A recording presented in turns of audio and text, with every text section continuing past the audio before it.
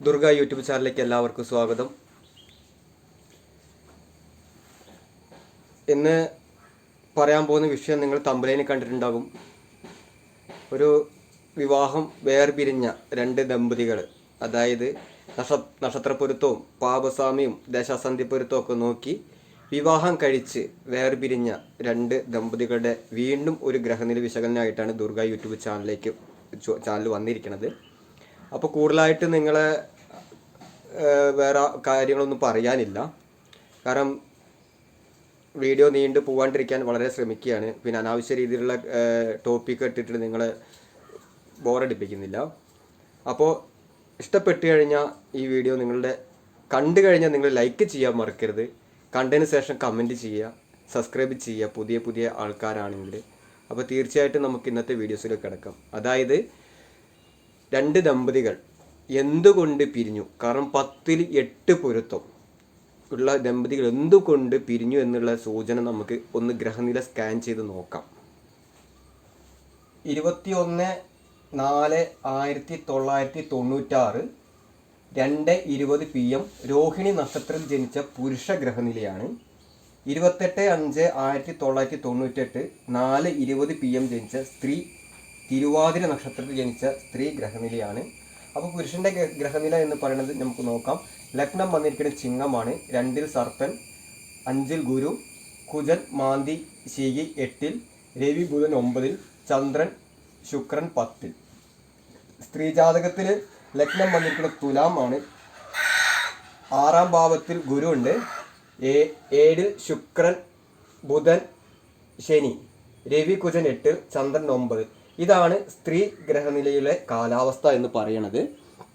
അപ്പോൾ നമുക്ക് ഇവിടെ പൊരുത്തം നോക്കിക്കഴിഞ്ഞപ്പോൾ 10, 8 പൊരുത്തമുണ്ട്. അതായത് ലഗ്നാലും ചന്ദ്രാലും ശുക്രാലും മാർക്ക് 8 സ്ത്രീ പുരുഷന്റെ പാപസ്വാമ്യം ഇങ്ങനെയാണ് നോക്കിയത്. അതായത് ലഗ്നാലും ചന്ദ്രാലും ശുക്രാലും 2, 4, 7, 8, 12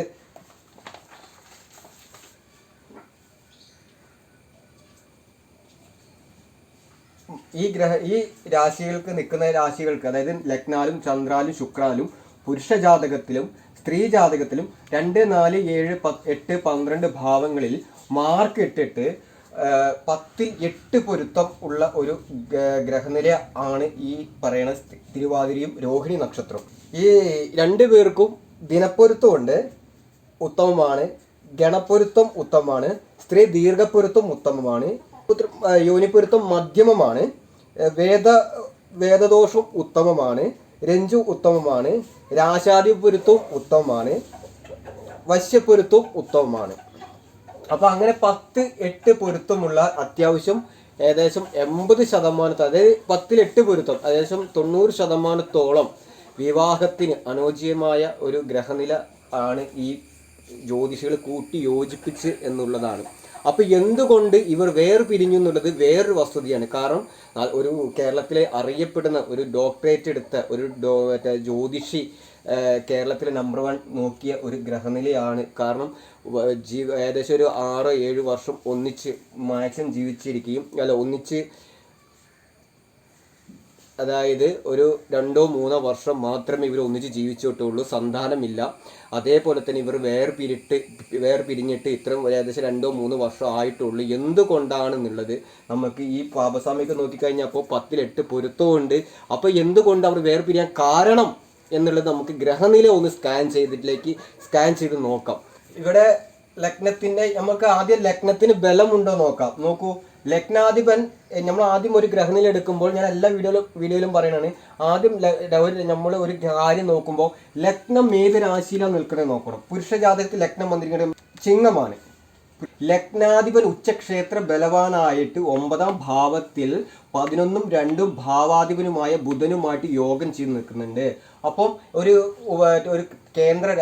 ത്രികോണ രാശിയാണ്. കേന്ദ്രത്തിൽ ചന്ദ്രനും ശുക്രൻ, സുക്ഷേത്ര ബലവാനായ ശുക്രനുണ്ട്, ചന്ദ്രനുണ്ട്. അപ്പം 4, 7, 10 എന്ന ഭാവങ്ങൾ നമ്മുടെ വർത്തമാനകാലമാണ്. അതായത് ലഗ്നം 1ാം ഭാവം 4, 7, 10 ആ രാശികളിൽ ശുഭഗ്രഹങ്ങൾ നിൽക്കുകയാണെങ്കിൽ ലഗ്നത്തിന് ബലമുണ്ട്. ലഗ്നാധിപൻ ദുസ്ഥാനത്തും അല്ല, 9ൽ നിൽക്കുന്നുണ്ട്. ഇനിയാണ് നമ്മൾ വിവാഹ ഭാവത്തിലേക്ക് കടക്കുന്നത്. ഇനി നമ്മൾക്ക് ഏഴാം എന്താണോ അവര് എന്തുകൊണ്ടാണ് ഈ പ്രശ്നം വന്നിരിക്കുന്നത്, നമ്മൾ നേരെ വേറെ രാശിയിലേക്ക് ഒന്നും നോക്കണ്ട, നേരെ ലഗ്നത്തിന്റെ 7ാം ഭാവത്തിലേക്ക്, പുരുഷ ജാതകത്തിലേക്ക് കണ്ണോടിക്കുക. ഇവിടെ നോക്കൂ, 7ാം ഭാവാധിപൻ ആരാണ്? 7ഉം 6ഉം ഭാവാധിപൻ ശനി എവിടെ നിൽക്കുന്നു? 8ാം ഭാവത്തിൽ നിൽക്കുന്നു. അതുമാത്രമല്ല 4ഉം ഒരു യോഗ, അത് കുജൻ ഇവിടെ ചിങ്ങ ലഗ്നക്കാരന് യോഗകാരകനായാലും അവിടെ കാര്യമില്ല. നോക്കൂ, 7ാം ഭാവാധിപൻ ശനി 8ലേക്ക് മാറിക്കഴിഞ്ഞു. അതൊരു വലിയൊരു പ്രശ്നം തന്നെയാണ്. കാരണം ഇവിടെ ഒരു 7ാം ഭാവം കൊണ്ടാണ് നമ്മുടെ ജീവിത പങ്കാളി എങ്ങനെയായിരിക്കണം എന്നുള്ളത് 7 കൊണ്ടാണ് ചിന്തിക്കുന്നത്. നോക്ക്, 7ാം ഭാവാധിപൻ ആരാണ്? ഈ ശനി 8ൽ പോയി. അതുമാത്രമല്ല ഒരു പാപനുമായിട്ടാണ് യോഗകാരകനെന്ന് പറഞ്ഞിട്ട് ഒരു കാരണവശാലും അവിടെ തള്ളിക്കളരുത്. യോഗകാരകനായാലും ഒരു പാപനുമായിട്ട് 7ാം ഭാവം അഗ്നി മാരുത, അതായത് ഒരു അഗ്നി, അതായത് കുജനും ശനി ഒരു വായുവിനെ സൂചിപ്പിക്കുന്നു, കുജൻ അഗ്നിയെ സൂചിപ്പിക്കുന്നു. അഗ്നി ഒരു അഗ്നി മാരുത യോഗത്തോടു കൂടിയിട്ട് അത്യന്തം ദോഷകരമായിട്ട് 7ാം ഭാവാധിപൻ 8ൽ നിൽക്കുന്നു. അത് അപ്പോഴത്തന്നെ സൂചന വന്നു കഴിഞ്ഞു, ഇവർ തമ്മിലുള്ള ആ പുരുഷ ജാതകത്തിൽ തന്നെ അവിടെ ഒരു വിവാഹഭാവം ക്ലേശകരമാണ് എന്നുള്ളത്. നോക്കൂ, ആ 7ാം ഭാവാധിപൻ ശനി ആയാലും 7ാം ഭാവത്തിന്റെ കാരകൻ ആരാണ്? ശുക്രനാണ്. ആ ശുക്രനെയും ശനി ദൃഷ്ടി ചെയ്യുന്നു. 7ാം ഭാവാധിപൻ അതായത് 7ാം ഭാവാധിപൻ കാരകന് ദൃഷ്ടി ചെയ്യുന്നതുകൊണ്ട് അവിടെ പാപനായതുകൊണ്ട് ശനിയുടെ കാരകത്വങ്ങൾ അത് കാണിക്കും. കാരണം കളത്രകാരകനാണ്, കളത്രകാരകൻ എന്ന് പറയുന്ന ശുക്രനാണ്. അതുമാത്രമല്ല മനക്കാരകൻ, അതായത് മനസ്സിന്റെ കാരകൻ വഹിക്കുന്ന ചന്ദ്രനെയും ഈ പറയുന്ന ശനി ദൃഷ്ടി ചെയ്യുന്നു. അപ്പോൾ 7ാം ഭാവാധിപൻ പുരുഷ ജാതകത്തിൽ 8ൽ പോയി ഒരു അത്യന്തം ദോഷകരമായ ഒരു യോഗത്തോടു കൂടിയിട്ടാണ് ഈ 8ാം ഭാവത്തിൽ നിൽക്കുന്നത്. അതുമാത്രമല്ല നമ്മുടെ ശുക്രൻ എന്ന് പറയുന്നത് കളത്രകാരകനെയും ശുക്രൻ ശനി ദൃഷ്ടി ചെയ്യുന്നു. അതുമാത്രമല്ല മനക്കാരകനെയും ശനി ചന്ദ്രനെയും ഈ നമ്മുടെ ശനി ദൃഷ്ടി ചെയ്യുന്നു. അപ്പോൾ 7 കൊണ്ട് ഇങ്ങനെയാണ് നമ്മുടെ ഈ ലഗ്നത്തിന് ബലമുണ്ട്. കാരണം ലഗ്നത്തിന് വ്യാഴത്തിന്റെ ദൃഷ്ടിയുണ്ട്, ലഗ്നാധിപൻ ദുസ്ഥാനത്തല്ല നിൽക്കുന്നത്. പക്ഷെ അതുകൊണ്ട് കാര്യമായിട്ടില്ല എന്നുള്ളതും കൂടി മനസ്സിലാക്കേണ്ടതാണ്. പിന്നെ ഇതാണ് വിവാഹഭാവത്തിലേക്കുള്ള ഒരു ചെറിയ ഒരു സൂചനകൾ അവിടെ തന്നെ ഒരു പ്രശ്നം വന്നത്. കാരണം അത് കഴിഞ്ഞ് നോക്കുമ്പോൾ ഇനി സ്ത്രീ ജാതകത്തിൽ നോക്കൂ, 28/5/98 സ്ത്രീ 4:20 PM തിരുവാതിര നക്ഷത്രത്തിൽ ജനിച്ചത്. നോക്കൂ, ലഗ്നം വന്നിരിക്കുന്നത് തുലാം രാശിയാണ്. അപ്പോൾ ഇവിടെ രണ്ടുപേരുടെ, ഒരാളുടെ ചരരാശിയും ഒരാളുടെ സ്ഥിരരാശിയാണ്. അതായത് ചിങ്ങം സ്ഥിരരാശി, അതുപോലെ തന്നെ തുലാം ചരരാശിയാണ്. അപ്പോൾ ഇവിടെ ലഗ്നത്തിന് ആദ്യം ബലമുണ്ടോ നോക്കാം. നോക്കൂ, ലഗ്നത്തിന് ബലമില്ല.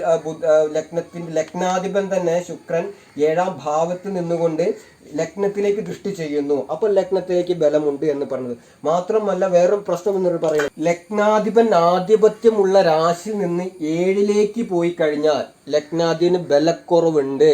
പക്ഷേ ലഗ്നാധിപൻ ഏത് രാശിയിൽ നിൽക്കുന്നു ആ രാശിക്ക് പുഷ്ടിമ പറയണം.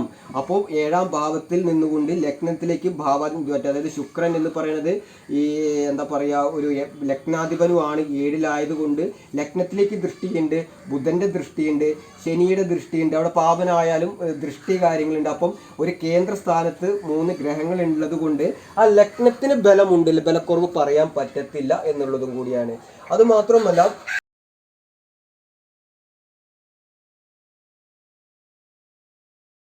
പിന്നെ നമ്മൾ നോക്കേണ്ടത് ഈ നോക്കൂ, 1, 2, 3 ഇവിടെ 3ാമത്തെ രാശിയാണ് സ്ത്രീ. അത് പുരുഷന്റെ ലഗ്നത്തിന്റെ 3ാമത്തെ രാശിയിലാണ് ഈ സ്ത്രീക്ക് ലഗ്നം വന്നിരിക്കുന്നത്. 1, 2, 3 4 രാശിയിൽക്കപ്പുറമാണെന്നുണ്ടെങ്കിൽ, അതായത് പുരുഷന്റെ സ്ത്രീയുടെ ഒരു 4 രാശിക്ക് അടുത്ത് 4 രാശിയിലേക്ക് ആണെന്നുണ്ടെങ്കിൽ, ഗ്രഹങ്ങൾ അടുക്കുകയാണെങ്കിൽ അവർ ആരുടെയും തന്നിഷ്ടപ്രകാരം പ്രവർത്തിക്കുന്ന വ്യക്തികൾ ആയിരിക്കാം. അങ്ങോട്ടും ഇങ്ങോട്ടും ഒരു പരസ്പര ധാരണയില്ലാതെ അവർ സ്വന്തം, അതായത് മറ്റുള്ളവരുടെ കാര്യങ്ങൾ നോക്കില്ല, ഒരു തന്നിഷ്ടപരമായിട്ട് ചെയ്യുന്ന ഒരു പ്രകൃതമായിരിക്കും ഈ നടന്ന ഈ. അപ്പോൾ രണ്ടുപേരുടെ ലഗ്നം 3ാമത്തെ രാശിയിലാണ് വന്നിരിക്കുന്നത്. പുരുഷന്റെ ലഗ്നത്തിന്റെ 3ാമത്തെ രാശി എന്ന് പറയുന്നത് തുലാം രാശിയിലാണ്. സ്ത്രീക്ക് ലഗ്നം വന്നിരിക്കുന്നത് തന്നിഷ്ടമായിരിക്കും കൂടുതൽ അവർ ചെയ്യണത്. ഇനി നമുക്ക് ഇവരെ 7ാം ഭാവത്തിലേക്ക് നോക്കാം.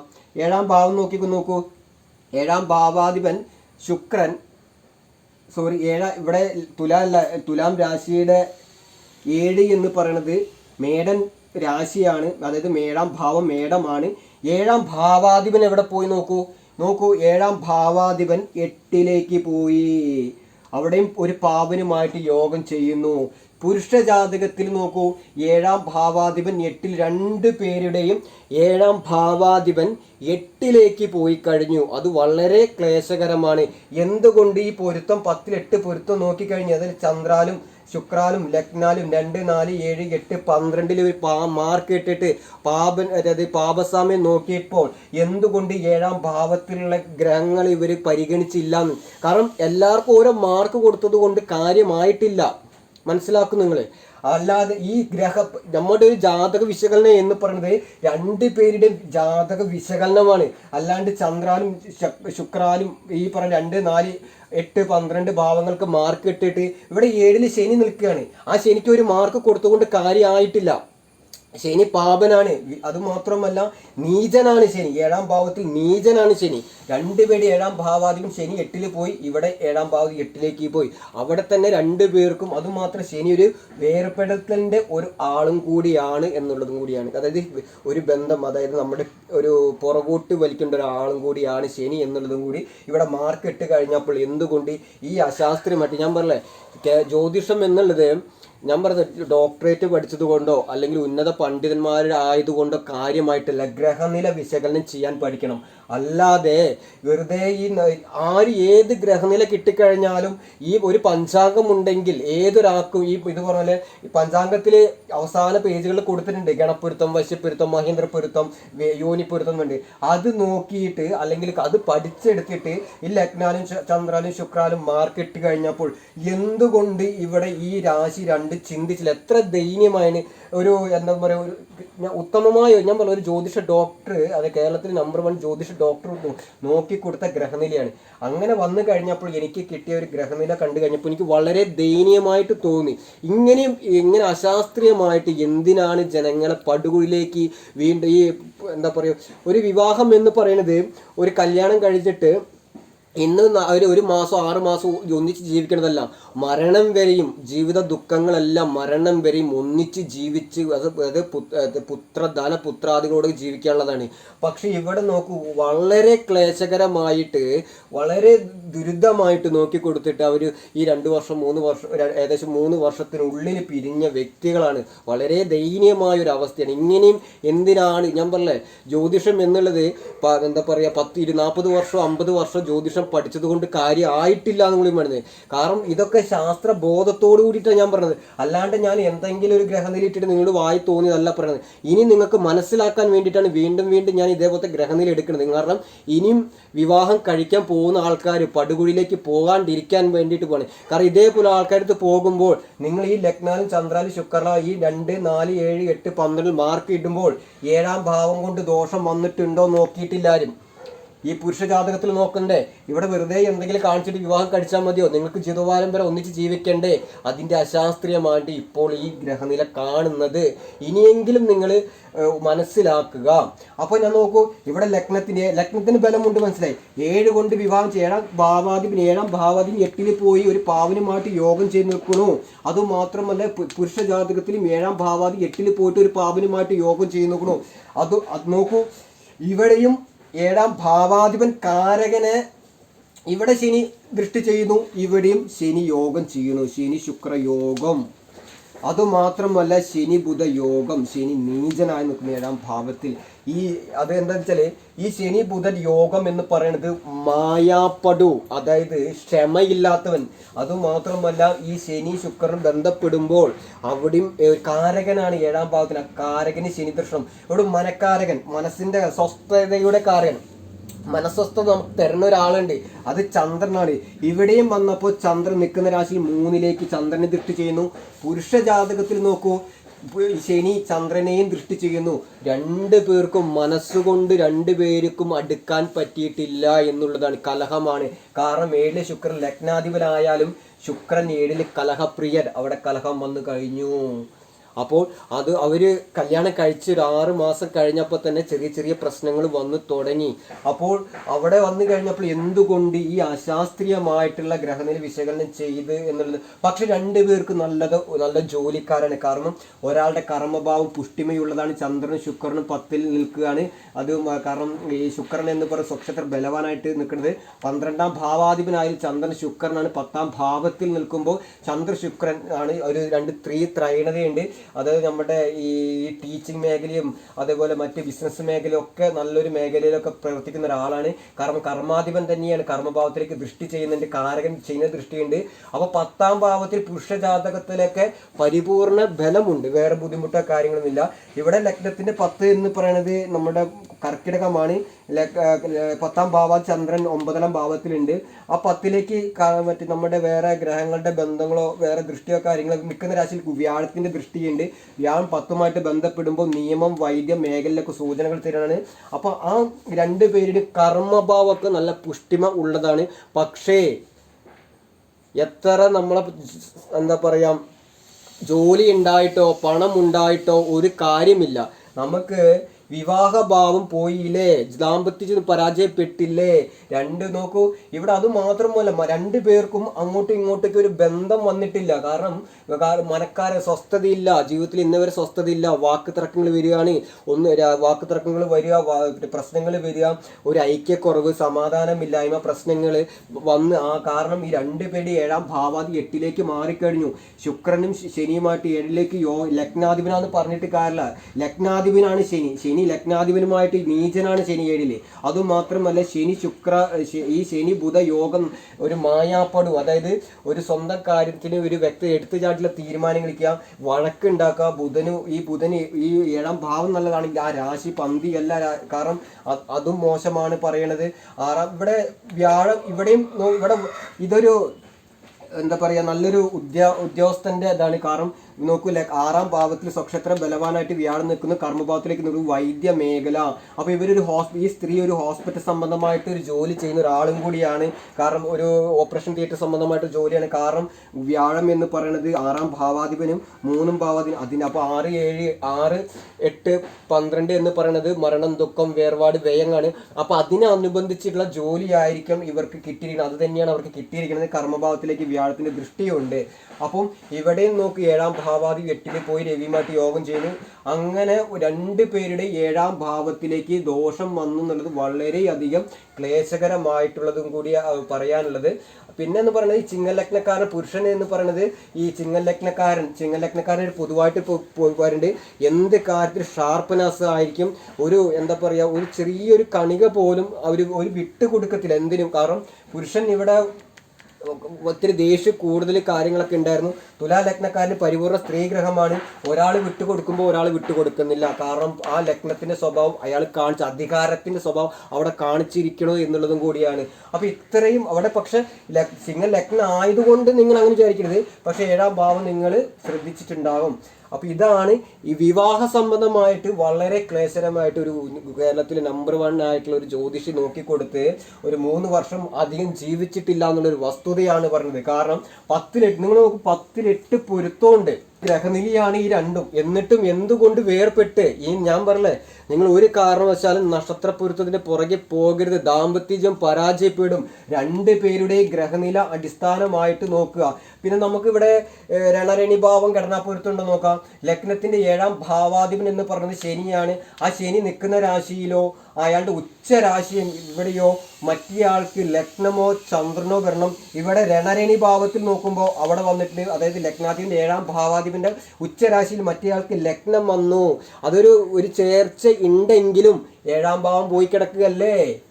7ാം ഭാവം 8ൽ പോയി. അവിടെ എന്താ പറയുക ഒരു രണരണി ഭാവം എന്ന് പറയുന്നത് ഒരു എന്താ പറയുക അതൊരു ബന്ധമാണ്. അതൊരു നല്ലൊരു ബന്ധം ഉണ്ടെങ്കിൽ പക്ഷേ 7ാം ഭാവം എന്ന് പറയുന്നത് അവിടെ ദോഷം വന്നു കഴിഞ്ഞു. 2 പേര് 7ാം ഭാവം 8ലേക്ക് പോയി. അപ്പൊ രണരണി ഭാവം കൊണ്ട് ഗുണമുണ്ടോ? ഇല്ല. കാരണം അവിടെ വലിയ ദോഷമൊന്നും ഇല്ലാന്നുണ്ടെങ്കിലും ഒരാളുടെ ശനി 2 പേരുടെയും ഈ പറയുന്ന ശനിബന്ധം അങ്ങനെയൊക്കെ വന്നതുകൊണ്ട് ഒരാളുടെയെങ്കിലും വലിയ കുഴപ്പമില്ലാത്ത ഒരാളാണെങ്കിൽ ഇത് ബാലൻസ് ചെയ്തു പോയിരുന്നു. ഇത് കല്യാണം കഴിച്ചപ്പോൾ തന്നെ തുടങ്ങി അവർ തമ്മിൽ മനസ്വസ്ഥത കുറവ് വന്നു തുടങ്ങി, പ്രശ്നങ്ങൾ വന്നിട്ടുണ്ട്. കാരണം ശുക്രനും ശനിയും തമ്മിൽ ഒരു ബന്ധം വന്നപ്പോൾ അവിടെ തമ്മിൽ ഐക്യമില്ലായ്മ വന്നു. മനക്കാരൻ ചന്ദ്രനും ശനി ദൃഷ്ടി ചെയ്യുന്നു, മനസ്വസ്ഥത ഇല്ലാണ്ടായി. അതായത് ഒരു അകൽച്ച, അതായത് അവര് എന്താ പറയാ, ഈ കല്യാണം കഴിച്ചിട്ട് കഴിഞ്ഞാലും അവർ ഒന്നിച്ചൊരു റൂമിൽ കിടന്നിട്ടില്ല എന്നുള്ളതാണ്. അതായത് എന്നും പ്രശ്നങ്ങളാണ്, സന്തോഷമില്ല. അത് എന്തുകൊണ്ടാന്നുള്ള ഈ ഗ്രഹനില നിങ്ങൾക്ക് മനസ്സിലാക്കി തന്നിട്ടുണ്ടാവും. ഞാൻ ചെറിയ രീതിയിലാണ് പറയണത്. പിന്നെ ഇവിടെ ഒരു പ്രശ്നമുണ്ട്, സന്താനം. അടുത്ത് സന്താന പ്രശ്നം. ഇവിടെ 2, 4, 7, 8, 12 മാർക്ക് ഇട്ടപ്പോൾ എന്തുകൊണ്ട് 5-ാം ഭാവത്തിൽ ഇവർ പരിഗണന കൊടുത്തിട്ടില്ല എന്നുള്ളതും കൂടിയാണ് നോക്കുന്നത്. നോക്കൂ, പുരുഷന്റെ 5-ാം ഭാവം എന്ന് പറയുന്നത് കാരകൻ, 5-ാം ഭാവം എന്ന് പറയുന്നത് ധനുരാശിയാണ്. ഭാവാധീൻ ഭാവത്തിൽ നിൽക്കുന്നുണ്ട്, വ്യാഴം പുരുഷ ജാതകത്തിൽ നിൽക്കുന്നുണ്ട്. പക്ഷേ നോക്കൂ, നിൽക്കുന്ന രാശി ശനി നിൽക്കുന്ന 5ലേക്ക് ദൃഷ്ടി.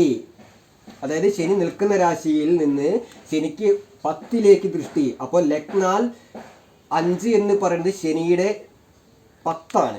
അതായത് മീനരാശിയിൽ നിൽക്കുമ്പോൾ മീനത്തിന്റെ 10 വരുന്നത്. അപ്പം 5-ാം സന്താനകാരകൻ 5ലേക്ക്, ഭാവാധിപൻ ഈ കാരകനും സന്താനത്തിന്റെ കാരകനും 5-ാം ഭാവാധിപനും പുരുഷ ജാതകത്തിൽ ബലവാനാണ്. പക്ഷേ അവിടെ ഒരു പ്രശ്നമുണ്ട്. പുരുഷ ജാതകത്തിൽ നോക്കൂ, 5-ാം ഭാവത്തിലേക്ക് ശനി ദൃഷ്ടി ചെയ്യുന്നു.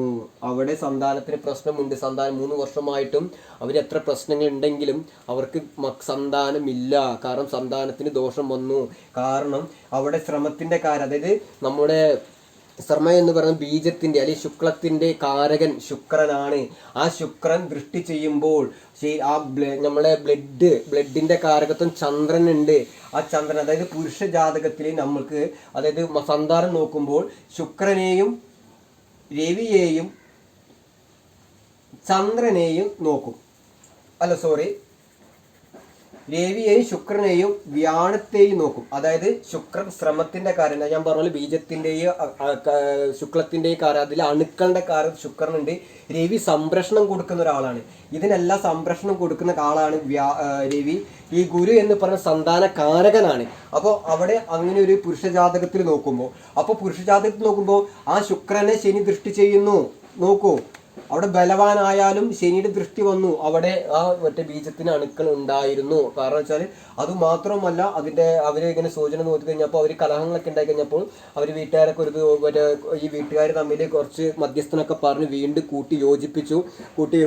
വീണ്ടും ഒരു 6 മാസത്തോളം ജീവിച്ചു. അപ്പോൾ 1 വർഷമൊക്കെ കഴിഞ്ഞ് കഴിഞ്ഞപ്പോൾ സന്താനത്തിന് ബുദ്ധിമുട്ട് വന്നു കഴിഞ്ഞപ്പോൾ അവർ ഡോക്ടറെ കൺസൾട്ട് ചെയ്ത് കഴിഞ്ഞപ്പോൾ പുരുഷന് ബീജത്തിന് മറ്റേ കൗണ്ട് കുറവ് വന്നു കഴിഞ്ഞു. കൗണ്ട് കുറവ് വെച്ചാൽ ബീജത്തിന് അണുക്കളുടെ കുറവ് വന്നു കഴിഞ്ഞു. അതുമാത്രമല്ല, അവിടെ ഈ പറഞ്ഞ ഈ ബ്ലഡിന്റെ കാര്യത്തിൽ ചന്ദ്രനെയും ശനി ദൃഷ്ടി ചെയ്യുന്നു. അപ്പം ഇവിടെ ശനി, അവിടെ വ്യാഴത്തിന്, പിന്നെ രവി സംരക്ഷണം കൊടുക്കുന്ന രവി വലിയ ദോഷത്തിലല്ല നിൽക്കുന്നത്. ഉച്ചനായാലും ഇവിടെ പുരുഷ ജാതകത്തിൽ ഈ പറയുന്ന ശനി അതറിയോ, ഒരു അഗ്നി മാരുത യോഗത്തോട് കൂടിയിട്ടാണ് നിൽക്കുന്നത്. ഇവിടെ യോഗക്കാരൻ പറഞ്ഞില്ല. ആ ശനി നിൽക്കുന്ന രാശി 10ലേക്ക് ദൃഷ്ടി ചെയ്യുന്നു. നിൽക്കുന്ന രാശി 10ലേക്ക് ദൃഷ്ടി ചെയ്യുന്നു. അതായത് 5-ാം ഭാവത്തിലേക്ക് ദൃഷ്ടി ചെയ്യുന്നു. ശ്രമത്തിന്റെ കാര്യം ശുക്രനെയും ശനി ദൃഷ്ടി ചെയ്യുന്നു. അതുമാത്രമല്ല, ആ ശനി എന്ന് പറയുന്നത് എന്താ പറയാ, ചന്ദ്രനെയും ദൃഷ്ടി ചെയ്യുന്നുണ്ട്. അപ്പൊ അങ്ങനെ മൊത്തത്തില് 5-ാം ഭാവത്തിലേക്ക് അങ്ങനെ ഒരു സൂചന വന്നു കഴിഞ്ഞു എന്നുള്ളതും കൂടിയാണ്. ഇനി സ്ത്രീ ജാതകത്തിൽ നമ്മൾ നോക്കുമ്പോൾ ചന്ദ്രനെയും കുജനെയും വ്യാഴത്തെയുമാണ് എടുക്കുന്നത്. അതായത് ചന്ദ്രൻ, കുജൻ, ഗുരു. പുരുഷ ജാതകത്തിലെ സ്ത്രീ ജാതകത്തിൽ നോക്കുമ്പോൾ ഇങ്ങനെയാണ് സന്താനഭാവം നോക്കുന്നത്. ഇവിടെ മാർക്കിട്ടപ്പോൾ ലഗ്നാലും ചന്ദ്രാലും ശുക്രാലും 2, 4, 7, 8, 12 ഭാവങ്ങളിൽ പുരുഷന്റെയും കുറെ കുറെ കള്ളികൾ വരച്ചിട്ട് പുരുഷന്റെയും മറ്റേ പാപസ്വാമ്യം നോക്കി സ്ത്രീയുടെയും ഇതേപോലെ മാർക്കിട്ട് കഴിഞ്ഞപ്പോൾ എന്തുകൊണ്ട് ഇവർ 5 നോക്കിയില്ല എന്നുള്ളൊരു അശാസ്ത്രീയമായിട്ടുള്ള ഒരു എന്താ പറയുക, വളരെ അസംബന്ധമായിട്ടുള്ള കാര്യങ്ങൾ നോക്കിയിട്ട് 5-ാം ഭാവമാണ് 11. 4-ാം ഭാവം എന്ന് പറയുന്നത് ഒരു കാര്യമില്ല. 4 നമുക്ക് ആവശ്യമില്ല. സന്താന ഭാവം 5ആണ്. 8, 12 നമുക്ക് ആവശ്യമില്ല. 7, 5 കൂടുതൽ പരിഗണന കൊടുക്കേണ്ടത്. അത് എന്തുകൊണ്ട് കൊടുത്തില്ല എന്നുള്ള ഒരു അശാസ്ത്രീയമായിട്ടുള്ള കാര്യങ്ങളാണ്. നോക്കൂ, ഇവിടെ 7-ാം ഭാവം നോക്കൂ, ലഗ്നത്തിന്റെ 5-ാം ഭാവം നോക്കൂ. 5-ാം ഭാവാധിപൻ എവിടെ? ശനി നീചരാശിയിൽ നിൽക്കുന്നു. അവിടെയും സ്ത്രീ ജാതകത്തിൽ പ്രശ്നം വന്നു. ഇവിടെ ചന്ദ്രൻ അണ്ടത്തിന്റെ കാര്യമാണ്. അണ്ടം, അതായത് അണ്ടം എന്ന് പറഞ്ഞാൽ നമ്മുടെ കോഴിമുട്ട. അങ്ങനെ ചിന്തിച്ചാൽ മതി. അതായത് ചന്ദ്രൻ എന്ന് പറയുന്നത് അണ്ടത്തിന്റെ കാരകനാണ്.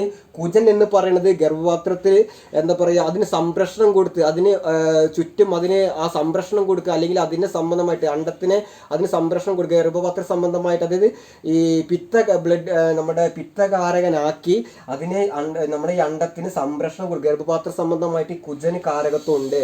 അതുമാത്രവുമല്ല ഇവിടെ സന്താന കാരകൻ വ്യാഴമാണ്. അപ്പം ഈ ചന്ദ്രനെയും കുജനെയും ഗുരുവിനെയും സ്ത്രീ ജാതകത്തിൽ നോക്കുമ്പോൾ 5ാം ഭാവന്റെ ശുക്രനെ രവിയും ഗുരുവും 5 കൊണ്ട് ചിന്തിക്കണം. ഇതാണ് പുരുഷന്റെയും സ്ത്രീയുടെയും സന്താന ഭാവം കൊണ്ട് ചിന്തിക്കേണ്ട ഗ്രഹങ്ങൾ.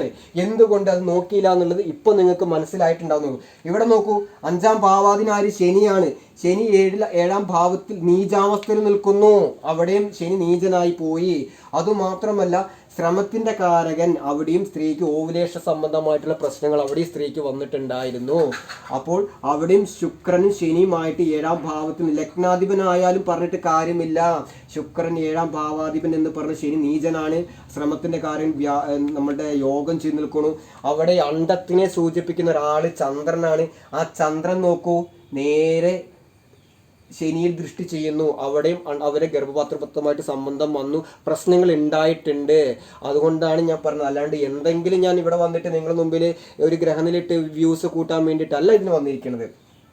അതുമാത്രമല്ല ഇവിടെ പിത്തകാര, അതായത് ഗർഭപാത്രത്തിന് ഞാൻ പറഞ്ഞ പോലെ ഗർഭപാത്ര സംബന്ധമായിട്ട് അതിന് ആവരണം ചെയ്ത് അതിന് എന്തൊരു സംരക്ഷണം കൊടുക്കുന്ന ഒരാള് ഈ കുജനാണ് സ്ത്രീജാതത്തിൽ. ആ കുജനും 8ലേക്ക് പോയി. അവിടെയും ബലമില്ല. 8ാം ഭാവാദി 7ാം ഭാവം 8ലേക്ക് മാറിക്കഴിഞ്ഞു. അപ്പോൾ നോക്കൂ, 5ാം ഭാവം കൊണ്ട് ചെന്നപ്പോൾ കാരകൻ വ്യാഴം ബലവാനാണ്, പക്ഷെ കുഴപ്പമൊന്നുമില്ല. ഗജകേശ്വരി യോഗം വ്യാഴത്തിന്റെ കേന്ദ്രത്തിൽ. ഇതൊരു ഡോക്ടറുടെ നമ്മൾ ഹോസ്പിറ്റൽ സംബന്ധമായിട്ട് ഒരു ജോലി ചെയ്യുന്ന ഒരു സ്ത്രീയുടെ ഗ്രഹനിലയാണ്. അപ്പോൾ അവിടെ കഴിഞ്ഞപ്പോൾ ഗജകേശ്വരി യോഗമുണ്ട്, കർമ്മഭാവ പുഷ്ടിമിയാണ്. പക്ഷേ വിവാഹഭാവത്തിൽ സന്താനത്തിന് ബുദ്ധിമുട്ട് 2 പേർക്കും. ഒരാൾക്ക് നമ്മുടെ ബീജത്തിന്റെ പ്രശ്നങ്ങൾ വന്നു, ഒരാൾക്ക് അണ്ടത്തിന്റെ വിഷയം വന്നു, അത് കോഴിമുട്ട അല്ലെങ്കിൽ ആ ഗർഭപാത്ര സംബന്ധമായിട്ട് ഓവുലേഷപരമായിട്ടുള്ള പ്രശ്നങ്ങളൊക്കെ ഇവർ ഇവിടെ വന്നു കഴിഞ്ഞു.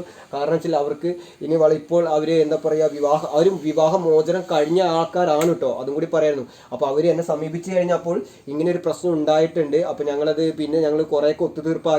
കാരണം ദാമ്പത്യ ജീവിതമാണ്, അങ്ങോട്ടും ഇങ്ങോട്ടും പരസ്പരം ഒന്ന് എന്താ പറയുക ഒരു സംസാരിച്ച് തീരേണ്ടതാണെങ്കിൽ മധ്യസ്ഥനൊക്കെ പറഞ്ഞ് നോക്കി. പക്ഷെ അത് കഴിഞ്ഞ് കുറച്ച് കാലം കൂടി ജീവിച്ചു. കാരണം വിവാഹം കഴിഞ്ഞ് 6 മാസം കഴിഞ്ഞപ്പോൾ തന്നെ പ്രശ്നം തോന്നി. പിന്നെ എല്ലാവരും കൂടി വീട്ടുകാരും കുടുംബക്കാരൊക്കെ ഒന്നിച്ച് വീണ്ടും നോക്കിക്കഴിഞ്ഞപ്പോൾ വലിയ കുഴപ്പമില്ലാണ്ട് വീണ്ടും മുന്നോട്ട് പോയിരുന്നു. അപ്പോൾ വീണ്ടും അവിടെ എന്താ പറയുക വീണ്ടും കലഹങ്ങൾ വന്നു. ആ കലഹങ്ങളുടെ ഇടയ്ക്ക് അവർ സന്താനത്തിന് നോക്കിക്കഴിഞ്ഞപ്പോൾ അവിടെയും പ്രശ്നങ്ങൾ വന്നു. ഇതൊക്കെ ഇവർ 2 പേരുടെയും ജീവിതത്തിലേക്ക് വളരെ ഒരു ബുദ്ധിമുട്ട് കൊടുത്തു. പുരുഷനും പ്രശ്നങ്ങളുണ്ട്, ഈ സ്ത്രീക്ക് ഗർഭപാത്രം ഓവുലേഷ സംബന്ധമായിട്ട് ഗർഭപാത്രം പുരുഷനുമുണ്ട്.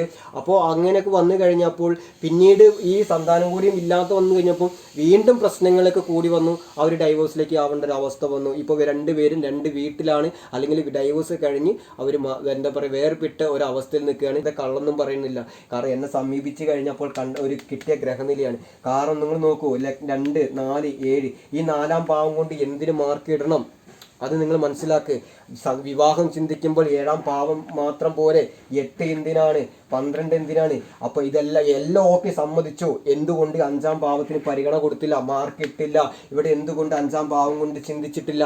ഈ 5ാം ഭാവം കൊണ്ട് ശ്രീജാതകത്തിൽ ചന്ദ്രനെയും കുജനെയും വ്യാഴത്തിനെയും കാരകൻ ഗുരുവിനെയും നോക്കിയില്ല.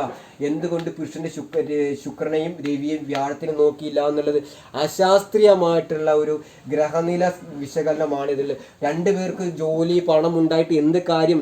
ദാമ്പത്യ ജീവിതം പരാജയപ്പെട്ടു പോയി എന്നുള്ള വളരെ ക്ലേശകരമായി 10-8 പൊരുത്തമുണ്ട്. നിങ്ങൾ വേണമെങ്കിൽ 21/4/96 ഗ്രഹനില എടുത്തിട്ട് അല്ലെങ്കിൽ നിങ്ങൾ സോഫ്റ്റ്വെയർ എടുക്കുകയാണെങ്കിൽ എത്ര പൊരുത്തം ഉണ്ട് എന്നുള്ളത് കിട്ടും നിങ്ങൾക്ക്. അപ്പോൾ നിങ്ങൾക്ക് ഞാൻ പറഞ്ഞത് മനസ്സിലായി എന്ന് വിചാരിക്കുന്നു. വീണ്ടും ഇതേപോലെയുള്ള ഗ്രഹനില, അതായത് നിങ്ങൾക്കിനി ഞാൻ കൂടുതലായിട്ട് ഇനി വിശദീകരിക്കുന്നില്ല, കാരണം വീഡിയോസ് നീണ്ടു പോകുമെന്ന് എനിക്ക് അറിയാം. എന്നിരുന്നു കഴിഞ്ഞാൽ പറഞ്ഞു കഴിഞ്ഞല്ലോ, ഒരു കാരണവശാൽ എത്ര 40 വർഷം 50 വർഷം ഇനി 100 വർഷം ജ്യോതിഷം പഠിച്ചത് കൊണ്ട് ഒരു കാര്യമില്ല എന്നുള്ളത് ഉത്തമമായ ജോലി പണ്ഡിതൻ കുറിച്ച് കൊടുത്ത ഗ്രഹനിലയാണിത്. അതാണ് ഞാൻ 2, 4, 7, 8, 12 ചന്ദ്ര ശുക്രാലും ലഗ്നാലും മാർക്ക് ഇട്ടിട്ടൊക്കെ, അതായത് ദിനപ്പൊരുത്തം ഗണപ്പൊരുത്തം, വശ്യപ്പൊരുത്തം അങ്ങനെയൊക്കെ പറഞ്ഞ് ഈ 10-8 ഏകദേശം 90% പൊരുത്തമുള്ള ഗ്രഹനിലയാണ് എന്ന് പറയുന്നത്. അപ്പോൾ നോക്കി എന്തുകൊണ്ട് ഇങ്ങനെ വന്നു എന്നുള്ളത് ഒരു സൂചന ഗ്രഹനില തന്നെ കിട്ടിയില്ല. നിങ്ങൾക്ക് സന്താനത്തിന് പ്രശ്നം വന്നു, വിവാഹത്തിന് രണ്ടുപേരും നല്ല ജോലിക്കാരാണ്, നല്ല ശമ്പളത്തോട് കൂടിയിട്ട് ജോലി ചെയ്യുന്നുണ്ട്. പക്ഷെ എന്ത് കാര്യം, ജീവിതത്തിൽ സന്തോഷം കിട്ടിയോ? ഇല്ല, ദാമ്പത്യം പരാജയപ്പെട്ടില്ലേ? കാരണം ഇവിടെ നോക്കൂ, 7ാം ഭാവാധിപൻ ഇതാണ് പാപസാമ്യം നോക്കി കൊടുത്തത്. കാരണം 8ാം ഭാവത്തിലേക്ക് ഇവിടെ 7-ൽ പാവൻ 7ാം ഭാവത്തിൽ പാവൻ നിന്ന് കഴിഞ്ഞപ്പോൾ വരുന്ന ഒരാളുടെ 8ലേക്ക് ഒരു പാവനുള്ള ഒരാളെ കൂട്ടി യോജിപ്പിച്ച് കൊടുത്തു, പാവന്റെ കൂടെ പാവനെ കൂട്ടിക്കൊടുത്തു. അവിടെയാണ് ഏറ്റവും വലിയ പ്രശ്നങ്ങൾ. ഈ ഗ്രഹനിലയിൽ 7ാം ഭാവം 8ൽ പോയത് കൊണ്ടും ഒരു വളരെ ദോഷകരമായിട്ടാണ് ഈ ശനി നിൽക്കുന്നത് ആ രാശിയിൽ. അപ്പോൾ അതേ പാവൻ 8-ലുള്ളൊരു പാവനെ കൂട്ടി യോജിപ്പിച്ച ഒരു ഗ്രഹനിലയാണ്. നമ്മളൊന്ന് മനസ്സിലാക്കാം, 7ാം ഭാവാധിപൻ 8ൽ പോവുകയോ 7-ലൊരു പാവൻ നിൽക്കുകയാണെങ്കിൽ അത് ഒരു ശനി 7ൽ നിന്ന് കഴിഞ്ഞാൽ ഒരു പുനർവിവാഹ സാധ്യത. കുജൻ നിന്ന് കഴിഞ്ഞാൽ വിധവയാകും ചെറുപ്പത്തെ.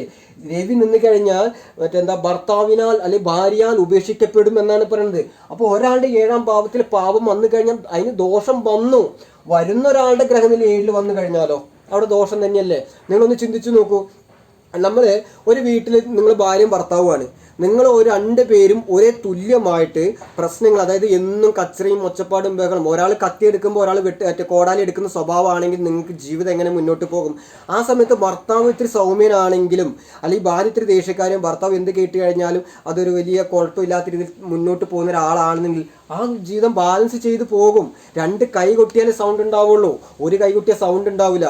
അപ്പോൾ വരുന്ന ഒരാളുടെ ഗ്രഹത്തിൽ 2 പേരുടെ 7ാം ഭാവത്തിൽ ഈ പാവന്മാർ വന്നു കഴിഞ്ഞാൽ അടിപിടി അല്ലാണ്ട് വേറെ എന്താണ് അവിടെ സംഭവിക്കാനുള്ളത്? അപ്പോൾ ഇതാണ് പറയണത്, യഥാർത്ഥ രീതിയിൽ കൃത്യമായ പാപസാമ്യം, നക്ഷത്രപ്പൊരുത്തം, ദശാസന്ധി പൊരുത്തമൊക്കെ നോക്കിയിട്ട് അശാസ്ത്രീയമായിട്ട് നോക്കി ഇപ്പോഴും എന്തോരം പേര്, ഇപ്പോഴും ഒരുപാട് പേരുണ്ട്. അതായത് ഒരുപാട് ഇതേപോലെ നോക്കി വിവാഹം നോക്കി വേർപിരിഞ്ഞത് 10-ൽ 10 പൊരുത്തം അല്ലെങ്കിൽ 10-ൽ 8 പൊരുത്തം. ഇത് ഞാനെനിക്ക് സൂചനയാണ്. കാരണം നിങ്ങൾക്ക് ഈ 8 പൊരുത്തം തന്നെ ഞാൻ കാണിച്ചു തന്നത് കാരണം എനിക്ക് ഇന്ന് 2 ദിവസം മുമ്പ് വന്നൊരു ഗ്രഹനിലയാണ്. അത് നോക്കിക്കഴിഞ്ഞപ്പോഴാണ് ഞാൻ അവരോട് ചോദിച്ചു, ഞാനിത് ഗ്രഹനില ഇട്ടോട്ടെ എന്ന് പറഞ്ഞു. അവർ പറഞ്ഞു അത് തീർച്ചയായിട്ടും വേണം, അത് മറ്റുള്ളവർക്ക് ഉപകാരമാവട്ടെ എന്നുള്ളത് കൊണ്ടാണ് ഈ വീഡിയോസ് ഞാൻ ഇത്രയും പെട്ടെന്ന് ഇടാൻ കാരണം. അപ്പം നിങ്ങൾക്ക് ഇതെല്ലാം മനസ്സിലായി എന്ന് വിചാരിക്കുന്നു. കാരണം വേറെ ഒന്നും ഞാൻ നോക്കിയില്ല. 5ാം ഭാവം മനസ്സിലാക്കിയിട്ടുണ്ടാവും നിങ്ങൾ, 7ാം ഭാവം മനസ്സിലാക്കി. ഇതാണ് അശാസ്ത്രീയമായിട്ട് കേരളത്തിൽ നടനമാടിക്കൊണ്ടിരിക്കുന്ന പാപസാമ്യം നോക്കി വിവാഹം കഴിച്ചിട്ട് ദമ്പതികൾ പിരിഞ്ഞ് ഈ കൊടും പാവങ്ങളൊക്കെ ഈ ജ്യോതിഷികൾ എവിടെ കൊണ്ട് തീർക്കും എന്നുള്ളത് നിങ്ങൾ ചിന്തിക്കുക. ഇനി പൊട്ടക്കുയിലേക്ക് ചാടുന്നുള്ളവർക്ക് ചാടിക്കൊണ്ടേയിരിക്കാം. നല്ലപോലെ വിശകലനം ചെയ്തിട്ട് ജീവിതയാത്ര സന്തോഷകരമായിട്ട് പോകണം എന്നുണ്ടെങ്കിൽ നിങ്ങൾ തീരുമാനിക്കുക, വേണോ വേണ്ടയോ. അപ്പം ഞാൻ പണ്ഡിതനല്ല, ഞാൻ കേരളം ഒരു തറവാടുപരമായിട്ട് കൊണ്ടുനടക്കില്ല. സാധാരണ ഒരു ഉത്തമമായ ജ്യോതിഷ ഗുരുവിൽ നിന്ന് പഠിച്ച് അതിൻ്റെ യഥാർത്ഥ വശങ്ങൾ പഠിച്ചിട്ടാണ് ഞാൻ ഈ ദുർഗ യൂട്യൂബ് എന്ന പ്ലാറ്റ്ഫോമിലേക്ക് വന്നത്. അല്ലാണ്ട് എന്തെങ്കിലും മാനത്ത് നോക്കിയിട്ടോ വെറുതെ എന്തെങ്കിലും നോക്കി പറയണതല്ല ഞാൻ. അത് നിങ്ങൾക്ക് വീഡിയോ കണ്ടാൽ കൂടി മനസ്സിലാവണം. അപ്പോൾ അടുത്ത വീഡിയോസുമായിട്ട് വരുന്നവരെ എല്ലാവർക്കും നന്ദി, നമസ്കാരം.